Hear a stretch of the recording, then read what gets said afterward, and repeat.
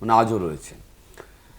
কখনো ভাবিনি যখন রাইটার্স বিল্ডিং থেকে এডুকেশন ডিপার্টমেন্টের বিভিন্ন অংশ বিকাশ ভবনে শিফট হচ্ছে, তখন তো কখনো ভাবিনি যে বিকাশ ভবনে কখনো এমন চেহারা দেখব যে বাড়িটা রাষ্ট্রশক্তির একটা প্রতীক, সেই বাড়িটা কখনো ওই রকমভাবে আক্রান্ত হবে।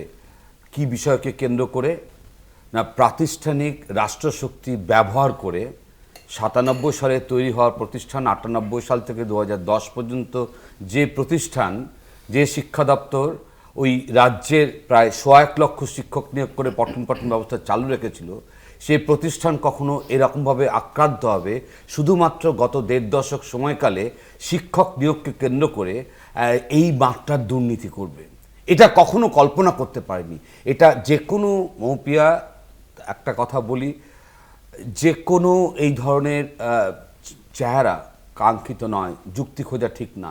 আমি একটা কথা স্মরণ করাচ্ছি এখানে, ওই সিঙ্গুর আন্দোলনকে কেন্দ্র করে যখন ন্যাশনাল হাইওয়ে ওই যে সময়কাল জুড়ে আটকে ছিল, তার জন্য যে ক্ষয়ক্ষতি, তার বিচার বিশ্লেষণ যেরকম একটা সাবজেক্ট হতে পারে, বিধানসভা যে যে মাত্রায় ভাঙচুর হয়েছিল সেটা যেরকম আলোচনার বিষয়বস্তু হতে পারে।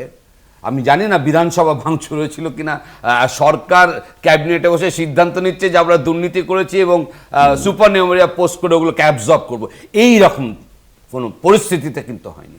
সিঙ্গুরের চাষের জমি না হবে কি হবে না এ বিষয় ছিল রাজনৈতিক লড়াই, কিন্তু সেটা কখনো ন্যাশনাল হাইওয়ে রয়েছে একটা জিনিস বারবার করে মনে রাখতে হবে, বারবার করে মনে রাখতে হবে যে আজকে যে চেহারা দেখছি, এই চেহারা কিন্তু পশ্চিমবঙ্গের মানুষ দেখেনি কখনো। শিক্ষক নিয়োগকে কেন্দ্র করে আপাদমস্তক দুর্নীতিগ্রস্ত একটা সরকার, যে সরকার কোনো একটা ক্ষেত্রগত 1.5 দশকে পশ্চিমবঙ্গকে সামনে আনতে দেয়নি যেখানে দুর্নীতি হয়নি। কিন্তু চিন্তার জায়গা কোথায়? চিন্তার জায়গাটা হচ্ছে এদের তো এসব করার কথা ছিল না।